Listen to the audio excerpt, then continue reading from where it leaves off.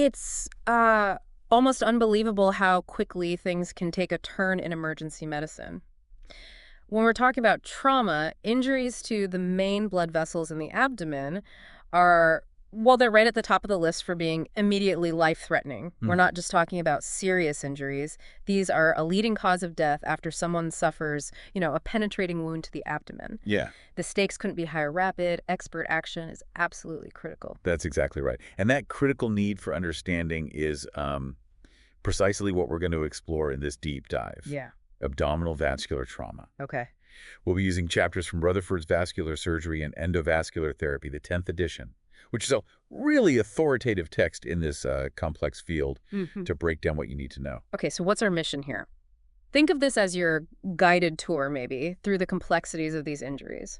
We're going to start by mapping out the key surgical anatomy that's relevant to trauma. Then we'll look at how often these injuries occur and the difference between, how they happen with penetrating versus blunt force. Hmm. We'll cover what it looks like when a patient presents with this type of trauma, the steps doctors take to figure out what's going on, and the core principles that guide treatment from the initial moments after injury right through to the surgical interventions.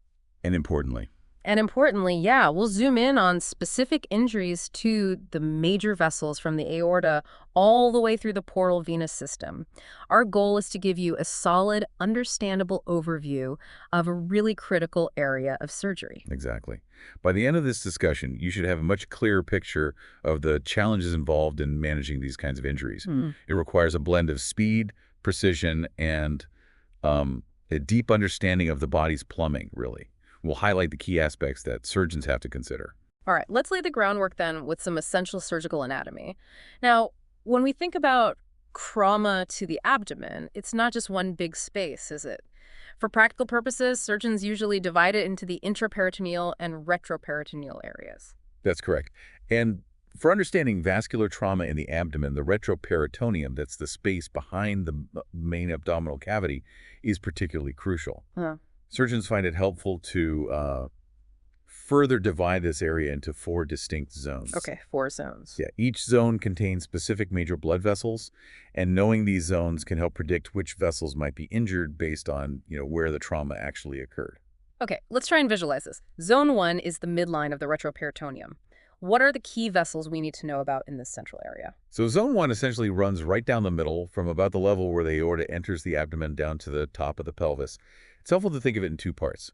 Above and below the transverse mesocolon, that's a fold of the membrane lining the abdominal cavity. Right. In the upper part, the supramesocholic part, we have the suprarenal aorta, that's the bit above the kidneys, and its major branches like the celiac artery, the SMA, the renal arteries. The big ones. The big ones, yeah. As well as the suprarenal part of the IVC, the inferior vena cava and its branches, along with the superior mesenteric vein, the SMV. Then in the lower part, the inframesocholic part, you find the infrarenal aorta and the infrarenal IVC. So think of zone 1 as the kind of central command center for the body's main blood supply in the abdomen. Got it. Midline, the big arteries and veins. What about zone 2? You mentioned it's on the left and right sides. Yes, zone 2 covers the areas lateral to zone 1, basically where the kidneys are located. It includes the kidneys themselves, the pericolic gutters. Those are the spaces between the outer part of the colon and the abdominal wall, and importantly, the renal vessels, the arteries and veins directly supplying the kidneys. Injuries here often involve those structures. Zone 3 must be further down then, towards the pelvis. Exactly. Zone 3 is the pelvic retroperitoneum. This is where you'll find the iliac vessels, both the arteries and the veins, which are absolutely critical for blood flow down to the legs and the pelvic organs. And the last one, zone 4, the perihepatic area that's around the liver. What's the primary concern there? Zone 4 is all about the region immediately behind and around the liver. The critical structures here are the retrohepatic IVC, the section of the vena cava running behind the liver, and the hepatic veins, which drain blood from the liver back into the IVC. Injuries in this particular zone can be, well, extremely dangerous and really difficult to manage because of their location and how close they are to the liver itself. Okay, that gives us a much clearer picture, almost like a map of the abdominal blood vessels and how they relate to potential trauma in different areas. Right. Now let's talk about how these injuries actually happen. What's a general breakdown between penetrating and blunt trauma? Well, penetrating trauma is definitely the most common way these injuries occur. It makes up something like 90% of cases we see in urban trauma centers. Oh, 90%. Yeah. Lower velocity projectiles, like bullets from handguns, Yeah. usually caused, direct damage right to the blood vessel. But higher velocity projectiles, say from rifles and blast injuries, can cause damage in more complex ways. They create shock waves and these temporary cavities in the tissues, Right. which can lead to immediate bleeding, sure, but also cause damage that might result in blood clots forming later, what we call early or late thrombosis. And in terms of numbers, out of all the abdominal surgeries done for trauma, how often do surgeons actually find damage to these major blood vessels? Well, when surgeons perform an exploratory laparotomy, that's the operation to look inside the abdomen and find the source of injury, they find vascular trauma in a pretty significant percentage of cases. For gunshot wounds, it's around 14.3% of the time. Okay. For stab wounds, it's about 10%. And thankfully, for blunt force injuries, it's lower, around 3%. So blunt trauma is less frequent, but it definitely still happens. What are the typical mechanisms by which blunt force causes these kinds of vascular injuries in the abdomen? Blunt abdominal trauma can damage vessels through a few key ways. Rapid deceleration, like what happens in a high-speed car crash or maybe fall from a great height. Yeah. That can cause a vessel to be torn away from where it starts. That's called avulsion. Or it can damage the inner lining of the vessel, an intimal tear, which can then lead to thrombosis or blood clot formation. Right. Direct crushing injuries, maybe from a seatbelt in a crash or a direct blow to the abdomen, that's another mechanism. Right. And lastly, major blood vessels can actually be cut or torn by sharp fragments of broken bones, especially in severe pelvic fractures. It's interesting that you mentioned both arteries and veins. What's the general split? Are arteries injured more often or veins? It's almost an even split, actually. In one large review of these injuries, it was about 49% arterial and 51% venous. So surgeons really have to be prepared to deal with damage to either type of vessel. And which specific arteries and veins in the abdomen are most likely to get hit? The inferior vena cava, the IVC, which carries blood back to the heart from the lower body, that's the most frequently injured abdominal vessel. It accounts for about 25% of all cases. A quarter of them. Yeah. Following that, we see the aorta at around 21%, then the iliac arteries down in the pelvis at 20%, the iliac veins at 17%, the superior mesenteric vein, SMV, at 11%, and the superior mesenteric artery, SMA, at 10%. This probably reflects their size and, their central location within the abdomen. It sounds like when someone suffers a vascular injury in the abdomen, it's often not just a single vessel that's affected. Is that right? That's very often the case, particularly with penetrating trauma. On average, a patient with a penetrating injury who has damage to a major blood vessel will have about 1.7 vascular injuries. Wow. So surgeons frequently have to deal with multiple damaged vessels in the same patient. It complicates things quite a bit. This paints a picture of really severe and complex trauma. Let's move on to what it actually looks like when a patient presents with these injuries. What are the key signs and symptoms that a doctor would be looking for? Well, the way a patient with abdominal vascular trauma presents can vary quite a bit. It really depends on which vessel is injured, how severe the injury is, whether it's bleeding freely into the abdominal cavity or maybe contained behind it in the retroperitoneum. Right. If there are other associated injuries, and of course, how much time has passed since the injury occurred. Unfortunately, a significant number of patients with these major abdominal vascular injuries don't even survive long enough to reach the hospital. That's sobering. It is. And of those who do make it, a substantial percentage can lose their vital signs either while being transported or pretty much immediately upon arrival in the emergency department. That really highlights the critical nature of these injuries. For those who do make it to the hospital, what are some of the red flags that would make a clinician really suspect a major vascular injury?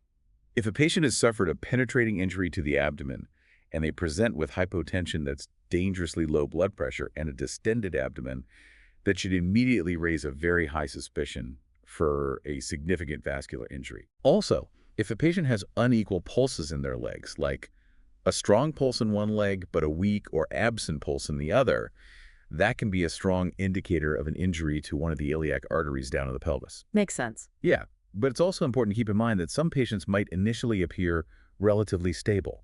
This could happen because a blood clot has temporarily sealed off the injured vessel, or perhaps the bleeding is contained within the retroperitoneum. But these patients can deteriorate very, very quickly. So you can't relax just because they look stable initially.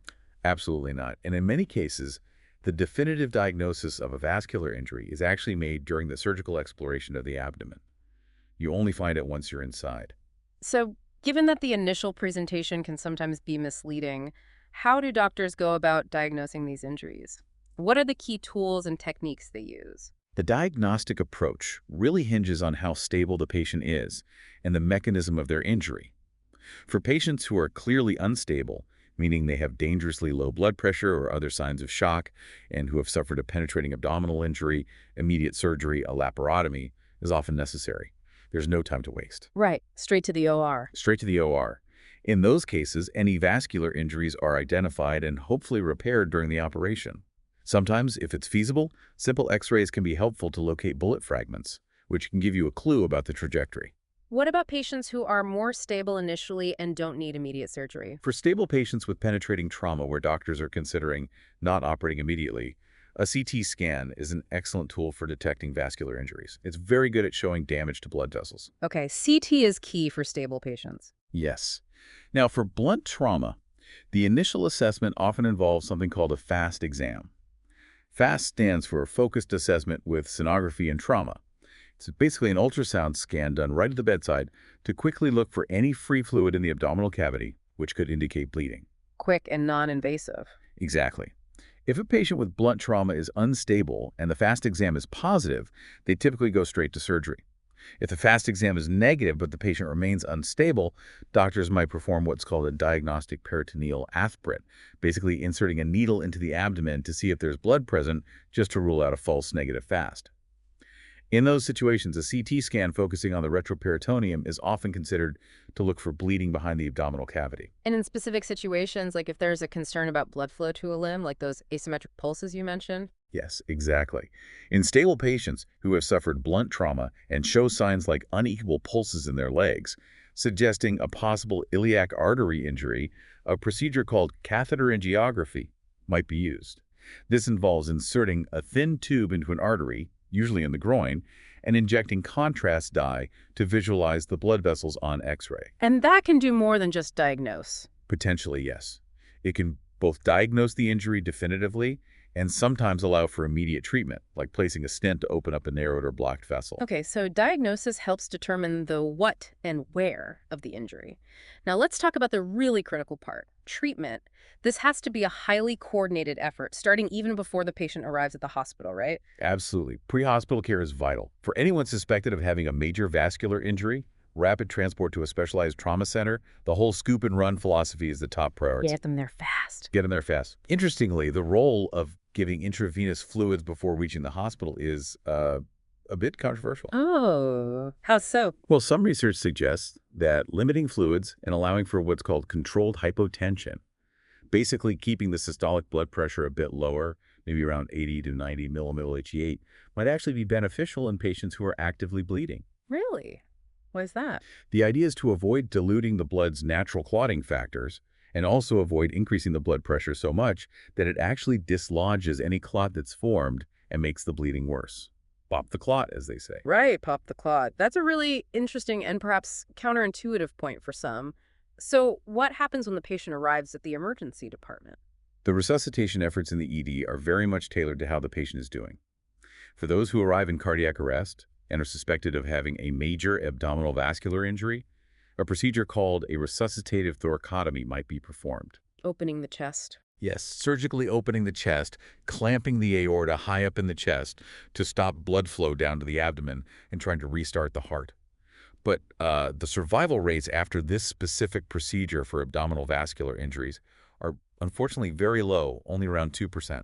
Grim odds. You mentioned there might be an alternative to a full thoracotomy in some cases. Yes, an increasingly used technique, particularly when there's suspicion of a vascular injury down in the pelvis, is endoluminal aortic occlusion, or REBOA resuscitative endovascular balloon occlusion of the aorta. VBO rig. This involves inserting a balloon catheter through an artery in the groin, usually the femoral artery, and threading it up into the aorta, usually in the chest, just above where the main abdominal vessels branch off. Inflating the balloon temporarily blocks blood flow to the abdomen and pelvis. Buys time. Exactly. It can help control bleeding and maintain blood pressure to the heart and brain during resuscitation. This technique is showing some real promise in improving outcomes, especially for those severe pelvic injuries. And for other patients who arrive at the ED with suspected vascular injuries but are not in cardiac arrest, what's the approach? For these patients, it's crucial to get large IV lines in as quickly as possible, preferably in the arms or maybe through central lines in the upper body, to avoid any potential injury sites lower down. As we discussed, that concept of controlled hypotension might be considered, and generally we want to avoid giving huge volumes of intravenous fluids too quickly. Right. And unless the patient is right on the verge of cardiac arrest, intubation in the emergency department is often delayed if possible. Why delay intubation? Because the process of intubation itself, the medications used, and the positive pressure ventilation can sometimes cause a sudden drop in blood pressure in these critically ill, unstable patients. So you try to avoid that if you can before you get to the OR. Okay. Once the patient is in the operating room, what are the main principles that guide the surgical treatment of these injuries? In the OR, the immediate focus is on preventing the patient from getting too cold. Hypothermia is a major enemy. So using pre-warm fluids, warming blankets is key. We also need to have rapid blood infusion devices ready to go and the blood bank fully alerted. Often, a massive transfusion protocol is activated. ATMTP. Exactly. That involves giving blood products, red cells, plasma, platelets in a balanced ratio, often 1.1.1, which has been shown to improve survival in these massive hemorrhage cases. Makes sense. The entire torso is prepped and draped to allow access to both the chest and abdomen if needed. The initial incision is usually a long midline laparotomy top to bottom of the abdomen, but sometimes we might also need to open the chest, do a thoracotomy, or harvest a vein from the leg for grafting. Prep everything. Prep everything. And importantly, if possible, the skin prep should happen before anesthesia is fully induced, because these patients can decompensate incredibly rapidly during induction. Right, they can crash. They can crash. Now, while some surgeons might advocate for making an incision in the left chest first to get control of the aorta high up in really high-risk cases, the more general approach is to proceed with the abdominal incision first, directly apply pressure to the bleeding vessel, and if necessary, clamp the aorta right at the level of the diaphragm, just below the chest cavity. Direct control first. Direct control first. And as we mentioned, there's also increasing use of endoluminal aortic occlusion, REBO-A, even in the OR, to help control bleeding and maybe avoid the need for a thoracotomy altogether. You mentioned retroperitoneal hematomas earlier, those collections of blood behind the abdominal cavity. How are those typically managed during trauma surgery? Right. The management of retroperitoneal hematomas really depends on whether they were caused by a penetrating injury or blunt force. As a general rule, almost all hematomas resulting from penetrating trauma should be surgically explored. Why is that? Because there's just such a high chance of an underlying injury to a major blood vessel or maybe a hollow organ like the bowel hiding in there.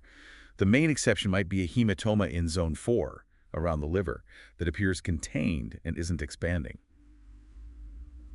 Operating in that specific area can be very difficult and sometimes cause more harm than good. Okay, so explore penetrating hematomas, usually. What about blunt trauma hematomas? For blunt trauma, retroperitoneal hematomas usually don't need to be explored surgically unless they are in zone 1, that central midline area. Right. Or if hematomas in zone 2 or 3, around the kidneys and pelvis, are clearly getting bigger, are pulsating, or show obvious signs of leaking blood. Also, a zone 3 hematoma associated with a lack of pulse in the leg on that same side should definitely be explored, as it strongly suggests an iliac artery injury. Got it. And finally, hematomas near the duodenum or at the root of the mesentery where the blood vessels enter the bowel that are associated with signs that the bowel isn't getting enough blood also require exploration. And if you don't explore one? After surgery, any hematomas that weren't explored initially need careful follow-up, usually with imaging like Doppler ultrasound, CT scans, or angiography. And sometimes, doing angiography right there on the operating table with potential endovascular treatment is an option too. Damage control surgery has become a really important concept in trauma care. How does it apply specifically to abdominal vascular injuries? It's absolutely crucial for the sickest patients. We're talking about patients who are in a really critical state, massive bleeding, requiring huge amounts of blood transfusions, very low blood pressure, getting cold, hypothermia, their blood is becoming acidic, acidosis, and they're having trouble clotting, coagulopathy. The lethal triad or diamond? Exactly. For these patients, trying to do a full definitive repair of every single injury in one marathon operation can actually be fatal. So the priority shifts to damage control. What does that involve practically? It means quickly stopping the most immediate life-threatening bleeding. This might involve tying off or ligating complex venous injuries. For arterial injuries, you might temporarily put in shunts to bypass the damaged section. If specialized shunts aren't available, sometimes surgeons even use sterile IV tubing as a temporary conduit. Wow. And you pack large areas of diffuse bleeding with surgical sponges. Then the abdomen is temporarily closed, often using specialized prosthetic materials or a vacuum dressing system. Abdomen. And then the patient is moved quickly to the intensive care unit, the ICU, for aggressive resuscitation, warming them up, correcting the acidosis and coagulopathy. Once their overall condition is stabilized, usually within 24 to 48 hours, they go back to the OR for a second operation to do the definitive repairs and remove the packing. And you avoid closing the abdomen fully initially. Yes, we try to avoid primary abdominal closure in these critical damage control patients because the risk of developing abdominal compartment syndrome is very high. And what role do less invasive endovascular techniques play in treating these kinds of injuries? You mentioned reboa. Yeah, endovascular techniques have really changed the game for injuries to the thoracic aorta and other major arteries, and their role in abdominal vascular trauma is definitely expanding too. How so? Well, hybrid operating rooms, which are set up with both standard surgical equipment and advanced imaging gear for angiography, allow surgeons to combine approaches. You can get temporary control of bleeding using balloon catheters, like with ribo, or you can definitively treat some abdominal vascular injuries using techniques like embolization, basically blocking off a bleeding vessel from the inside, or placing covered stents to repair damaged arteries. Useful for complications, too. Very useful, yes, particularly for managing complications that might show up later, things like pseudoaneurysms, which are contained ruptures, or arteriovenous fistulae, abnormal connections between arteries and veins, or even later blockages. You've mentioned abdominal compartment syndrome a few times now. Could you explain what that is and why it's such a particular concern in these kinds of severe abdominal injuries? Sure. Abdominal compartment syndrome, or ACS, is a really dangerous condition that happens when the pressure inside the abdominal cavity rises so high that it starts to impair organ function. We generally talk about intra-abdominal hypertension when the pressure gets above 12 millimilli Hg, Okay. and true abdominal compartment syndrome when the pressure goes above 20 millimilli Hg, and there are signs of organ dysfunction, like problems with breathing or the kidneys shutting down. What does it look like clinically?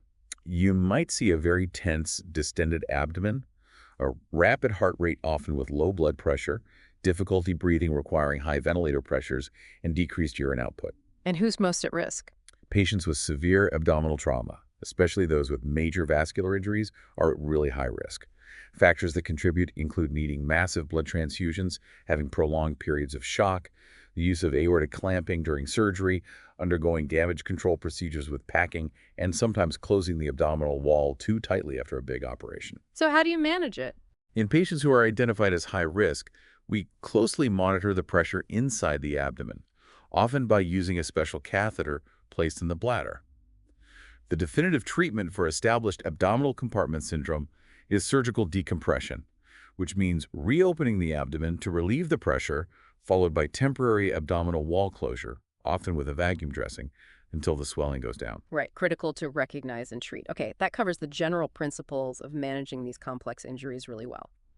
Now, let's maybe get into the specifics and talk about injuries to individual major blood vessels in the abdomen, starting with the biggest one, the abdominal aorta. Okay, the abdominal aorta is the continuation of the main artery from the chest as it passes through the diaphragm into the abdomen, usually starting around the level of the T12 or L1 vertebra. It then runs down to about L4 or L5, where it splits into the common iliac arteries. And its main branches. The major branches in the abdomen are the phrenic arteries, the celiac artery, the superior mesenteric artery, SMA, the renal artery supplying the kidneys, and the inferior mesenteric artery, IMA. How often is the aorta itself injured? Blunt injury to the abdominal aorta is actually relatively rare. When it happens, it often involves a tear in the inner lining, called an intimal dissection, or the formation of a blood clot, thrombosis. Sometimes a false aneurysm can form. Penetrating injuries, however, from gunshots or stabs are more common. Where do those tend to occur? About half of penetrating aortic injuries occur in the part below the renal arteries, the infrarenal aorta. About a quarter occur high up, above the celiac artery, supraceliac, and the remaining quarter happen in that segment between the celiac and renal arteries. How do injuries to the abdominal aorta typically present clinically? What would you see? The presentation can really vary depending on whether it's blunt or penetrating. In blunt trauma, patients might show signs of acute bleeding, or maybe signs of ischemia, lack of blood flow to the abdominal organs or the legs. Diagnosis can sometimes be delayed. And penetrating. Penetrating aortic injuries often present incredibly dramatically with severe rapid hemorrhage.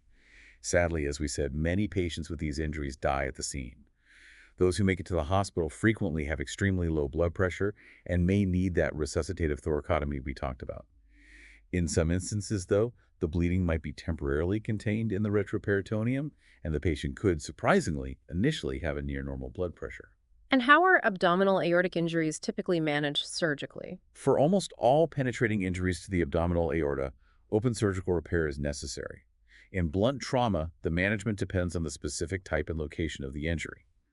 Some small tears in the inner lining might be managed non-operatively with careful observation. More severe injuries usually require either open surgical repair or an endovascular approach, like placing a stent graft. Endovascular for blunt trauma. Yes, endovascular stenting can be a good option in selected cases of infrarenal aortic injuries. From blunt trauma, things like dissections, large intimal flaps that are blocking flow, false aneurysms, or even aortocaudal fistulae, those connections between the aorta and vena cava. And open surgery. Open surgical exposure often involves a technique called medial visceral rotation, where you basically mobilize and move the abdominal organs like the spleen, pancreas, and left colon over to the right side to get good access to the aorta behind them. For injuries very high up on the aorta near the diaphragm, a left thoracotomy, opening the chest, might be needed to get control of the aorta above the injury before you can repair it. What are the outcomes like?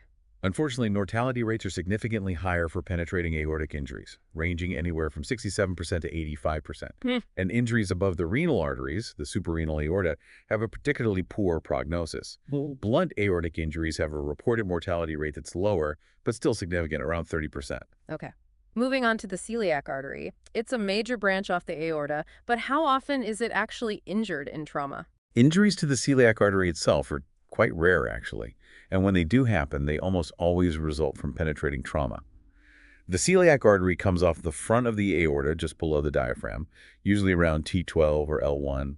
It has a very short trunk that quickly branches into three main arteries: the common hepatic artery going to the liver, the left gastric artery to the stomach, and the splenic artery heading to the spleen. And how are these relatively uncommon injuries typically managed surgically if they do occur? Surgical exposure of the celiac artery can be achieved either through direct dissection, right at its origin, or by using that medial rotation technique of the upper abdominal organs.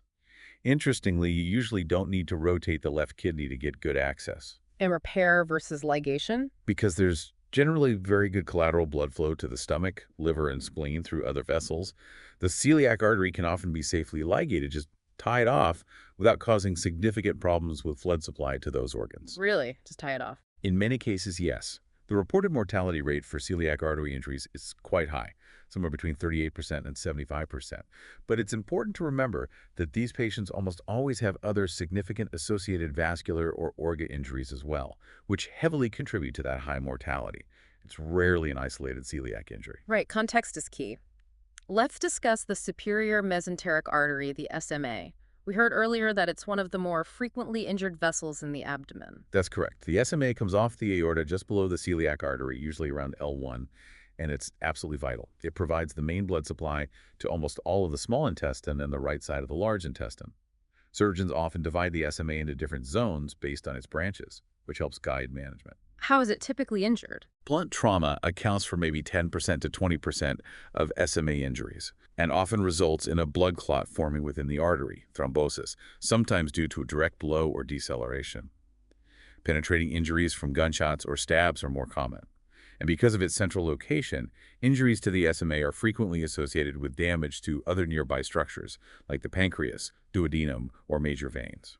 How do SMA injuries typically present, and what are the surgical approaches to treating them? The presentation can vary quite a bit.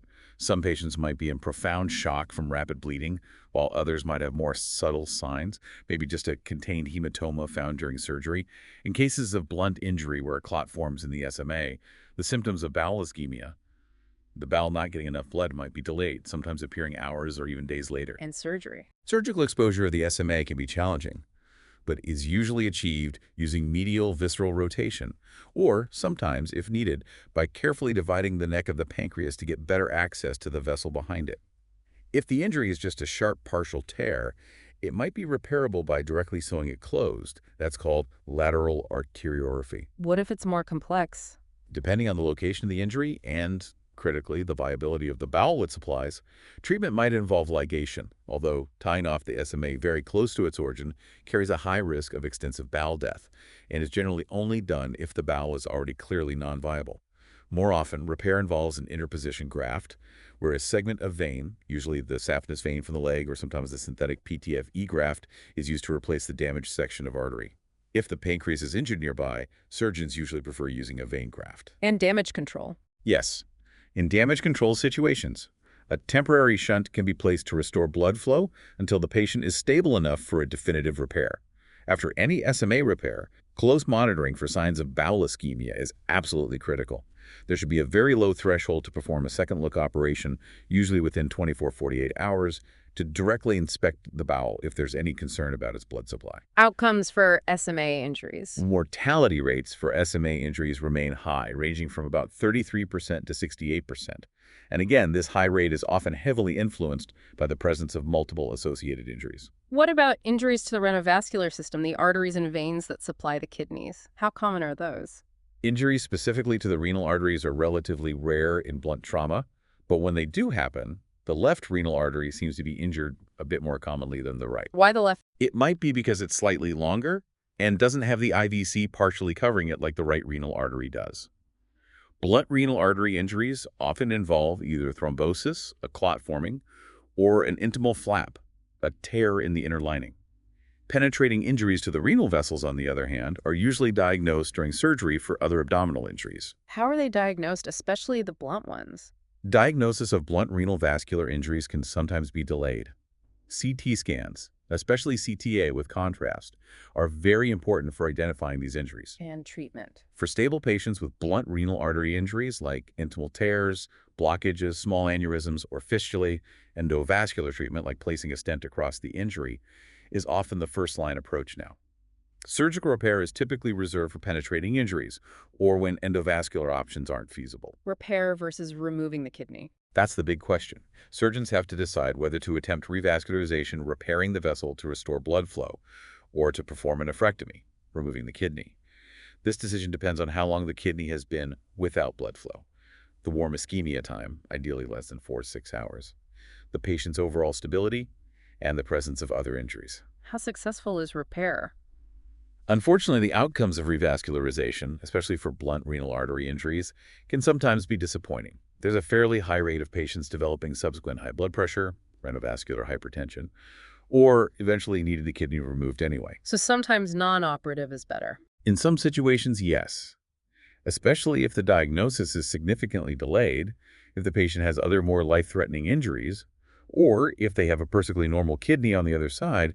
Non-operative management might be acceptable, but there's always that risk of developing renovascular hypertension later on.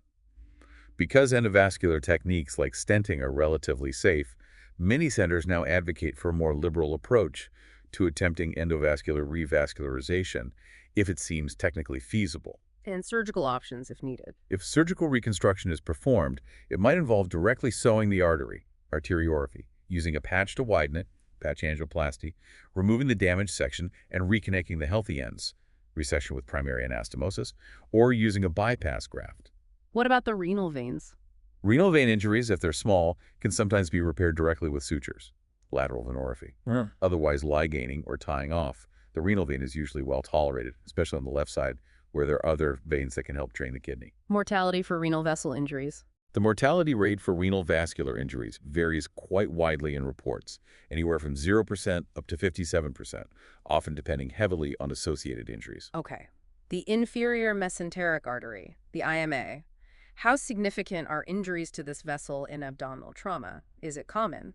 Injuries to the IMA are relatively uncommon, and like the celiac, they almost always result from penetrating trauma. The IMA is the last major branch off the abdominal aorta before it bifurcates, and it supplies blood mainly to the left side of the colon, the sigmoid colon, and the upper part of the rectum. It also has important connections, collaterals, with the superior mesenteric artery system. How are they managed? Diagnosis of an IMA injury is typically made during surgery. Interestingly, ligation, just tying off the IMA, is generally very well tolerated in trauma situations. Because of those collateral connections, there haven't been any reported cases of significant colorectal ischemia or lack of blood flow solely due to IMA ligation in the trauma setting. So usually not a major issue if ligated. Usually not in isolation. Let's move down to the iliac vessels, which you mentioned earlier are located in zone 3, down in the pelvis. Right, the iliac vascular injuries. These are most frequently caused by penetrating trauma, gunshots, or stabs hitting the lower abdomen or pelvis.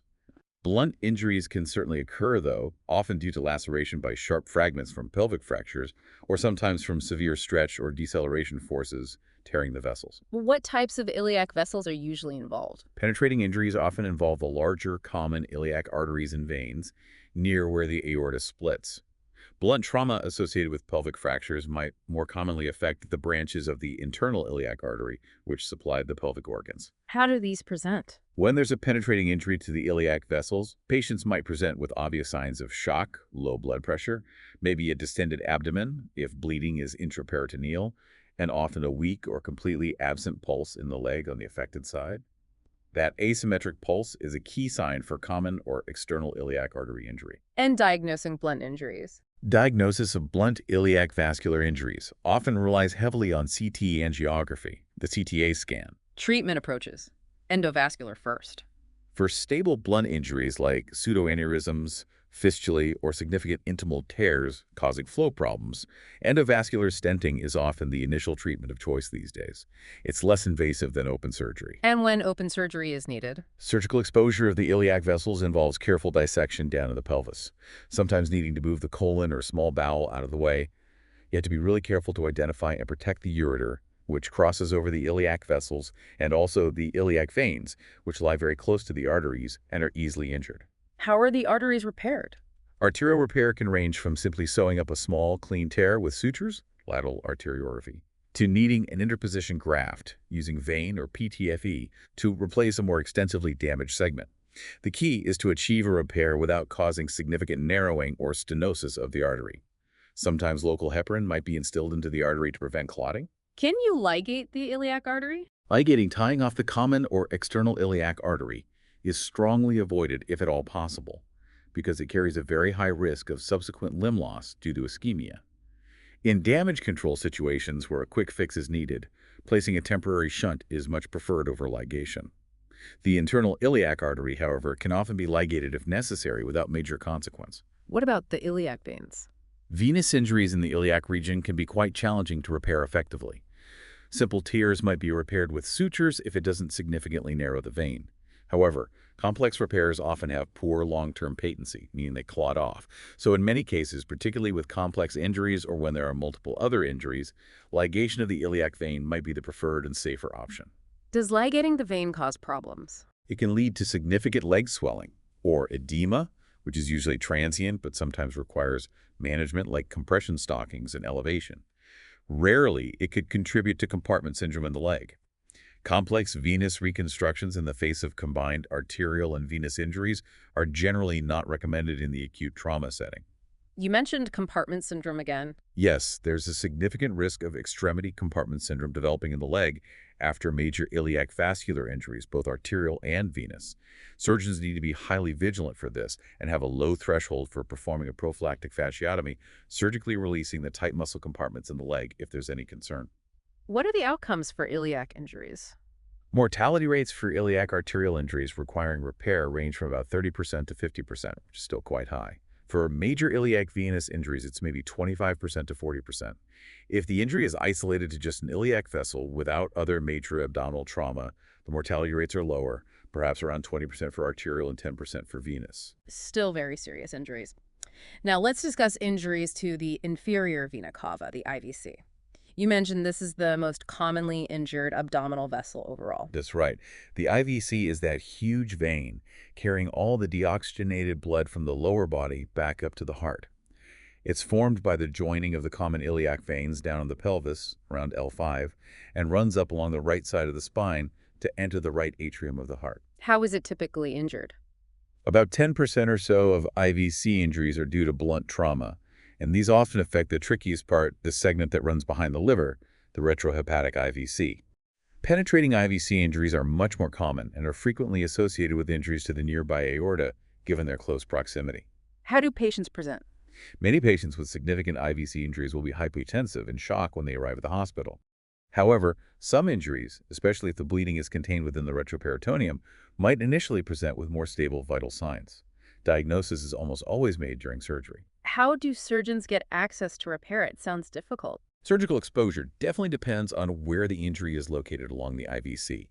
For injuries below the level of the renal veins, infrarenal, mobilizing the right colon and the duodenum by reflecting them medially usually provides good access. For injuries near the renal veins, gastrorenal or above them, but below the liver, suprarenal, more extensive mobilization is needed. And the retrohepatic part, behind the liver. That's the real challenge. Accessing the retrohepatic IVC often requires extensive mobilization of the liver itself, sometimes needing to divide ligaments attaching it. You might need to extend the abdominal incision up into the chest, either as a subcostal incision curving under the ribs, or sometimes even requiring opening the sternum, sternotomy, or the chest cavity, thoracotomy, for adequate exposure and control. Are there special maneuvers for those really bad retrohepatic injuries? Yes.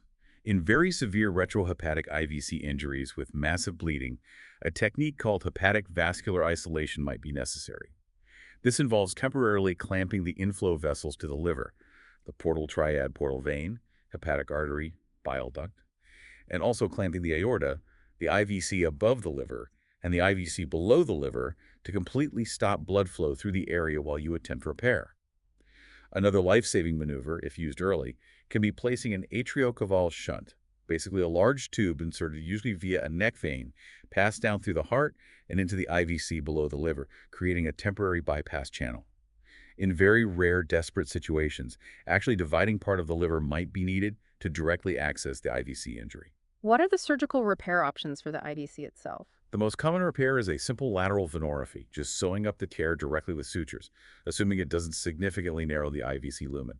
This is often possible for straightforward lacerations. What if repair isn't feasible? Ligation, or tying off the IVC, is an option, but generally only considered for severe infrarenal injuries, below the kidneys, where repair would cause significant narrowing or is technically impossible due to tissue destruction. Suprarenal IVC ligation, above the kidneys, should be avoided if at all possible, as it has severe consequences.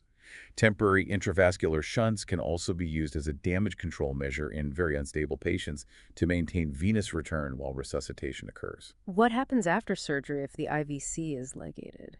After IVC ligation, patients often develop significant lower extremity swelling. They usually need management with elastic compression bandages or stockings and leg elevation. After IVC repair, there's risk of the repair site narrowing stenosis or forming a blood clot, thrombosis, so sometimes surgeons might consider placing a filter or clips in the IVC above the repair site to prevent potential clots from traveling to the lungs, although this is controversial. And the outcomes for IVC injuries? Mortality rates for IVC injuries remain unfortunately high, ranging from 20% to maybe 57%, even for those who reach the hospital alive. And as you might expect, injuries involving the suprarenal or especially the retrohepatic IVC have the worst prognosis. Okay, and lastly, let's touch on injuries to the portal venous system, the portal vein and its tributaries. How common are these? Injuries to the portal vein itself or its main tributaries like the splenic vein and the superior mesenteric vein, SMV, are relatively rare. They probably make up only about 1% or so of major injuries found during trauma laparotomies. Penetrating or blunt? They're most often caused by penetrating trauma and frequently occur along with injuries to other major blood vessels nearby, like the aorta, IVC, or SMA.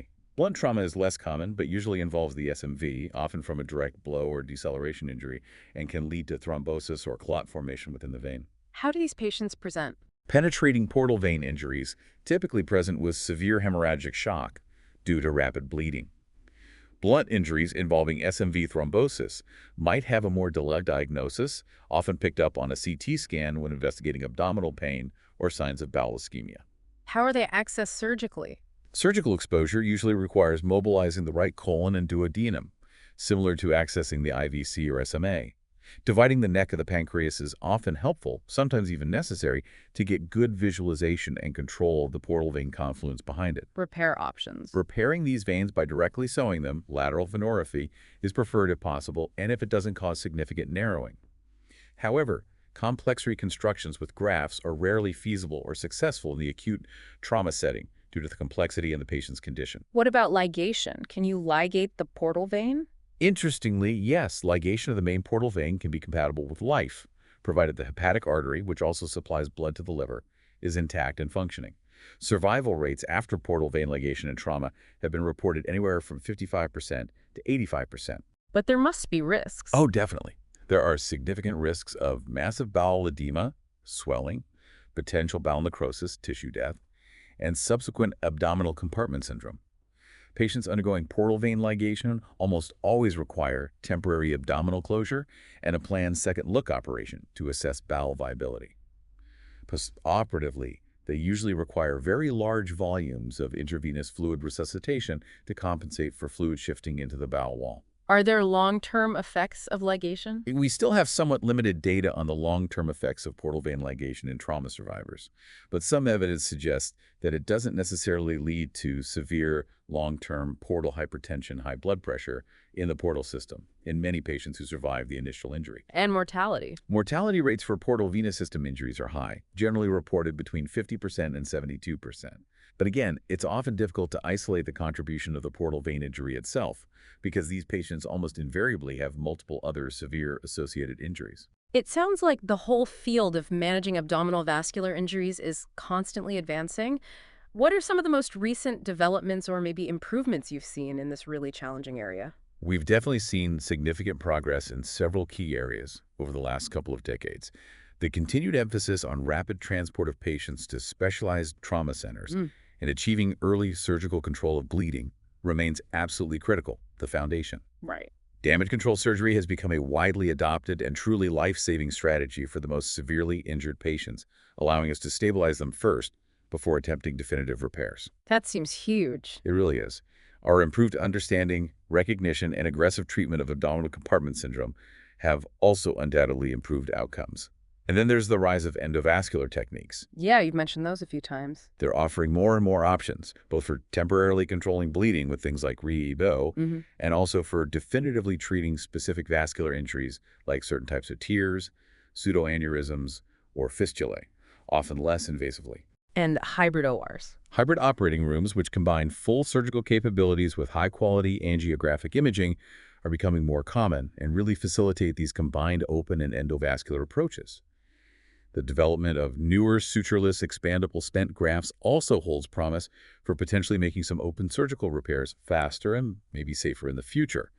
And finally, there's ongoing research into new types of hemostatic agents, medications, or substances that help stop bleeding more effectively, which could have a major impact down the line. This has been an incredibly detailed and really insightful deep dive into a truly critical area of surgery. To try and bring it all together, what would you say are the absolute key takeaways for our listeners from this discussion? Well, I think the main thing is that the management of abdominal vascular trauma remains one of the most challenging and, frankly, high-stakes areas in all of surgery. It demands rapid, accurate diagnosis, often under immense pressure. It requires a really deep understanding of complex anatomy and the ability to make critical, sometimes difficult decisions very quickly. And the risks. The persistently high risk of mortality really underscores the importance of a coordinated, multidisciplinary approach involving trauma surgeons, vascular surgeons, interventional radiologists, anesthesiologists, intensivists, blood bank personnel, the whole team. Understanding those zones of the retroperitoneum we talked about, and knowing the specific strategies for managing injuries to different vessels based on how the injury happened is absolutely crucial for anyone involved in trauma care. So despite advances, the fundamentals remain key. Absolutely.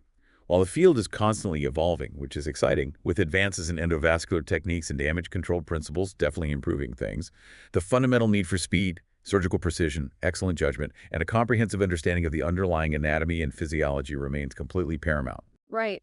Considering all these rapid advancements we've discussed in managing these incredibly critical and time-sensitive injuries, it really makes you think about the future, doesn't it? What sort of new challenges or maybe ethical considerations might arise as these interventions become even more complex and maybe resource-intensive? It's definitely a fascinating and vital area to keep an eye on as medical technology continues to push the boundaries.